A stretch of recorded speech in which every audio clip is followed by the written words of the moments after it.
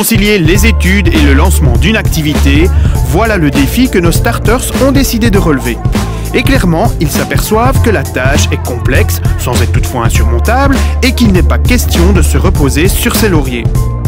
Devenir entrepreneur, cela implique souvent des sacrifices, et Romain l'a bien compris. J'ai dû arrêter mon sport parce que devant aller en transport en commun, faire du volley, ça me prend trop de temps de la semaine, et donc voilà, ça j'ai dû l'abandonner. J'aurais pu abandonner d'autres choses, mais les sorties avec ma copine, avec mes amis, ça je me voyais pas l'abandonner. Le projet, les études, les loisirs, la vie de famille, il faut un sacré agenda pour jongler avec tout ça.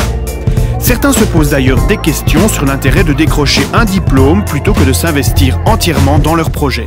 Mais la différence, c'est que dans l'entrepreneuriat, on va chercher l'information utile, et à l'école, on nous donne un tas d'informations qui n'est pas forcément utile sur le moment, quoi.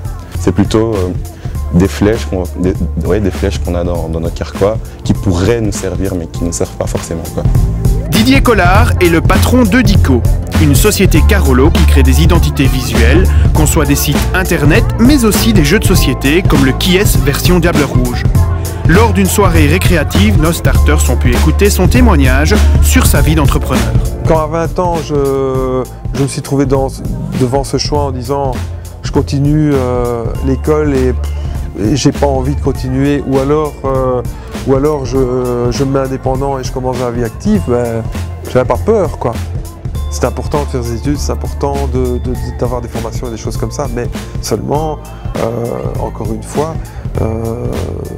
le diplôme c'est bien, mais il y a ce qu'on veut faire, ce qu'on aime faire, et quand il y a une opportunité, moi je pense qu'il faut y aller. Saisir sa chance, voilà ce qu'a fait Jean-François Desguin en créant Caplock. C'est un bouchon de sécurité universel pour les cuves à mazout.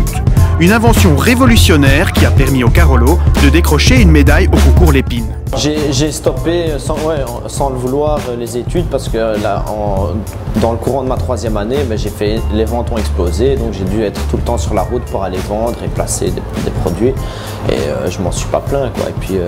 Et puis l'année qui a suivi, j'ai continué sur la même voie et j'ai plus su suivre l'école. Aujourd'hui, Jean-François vend toujours ses bouchons, mais a aussi lancé une pizzeria à Charleroi. Sébastien Pesseleux, lui, s'est fait traiter de fou lorsqu'il a lancé son concept de friterie ambulante pour l'événementiel, alors qu'il poursuivait des études de comptabilité. J'ai acheté ma première caravane 600 €, j'ai tout détruit dedans. J'ai revendu tout l'intérieur de la caravane 300 €, qui m'a permis d'acheter un frigo. Donc la semaine, ça se passait comme ça, j'allais à l'école. Le soir, je rentrais, je développais mon activité, donc je me faisais des contacts.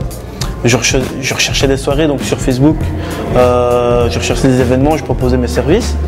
Et le week-end, quand j'avais un événement, j'allais travailler. Mais c'était un autre job étudiant, c'est moi qui le développais, c'est moi qui le dirigeais, c'est moi qui disais non, je fais pas ça, c'est ça l'avantage. Après la friterie, Sébastien rebondit sur la location de machines à Granita pour le monde de la nuit.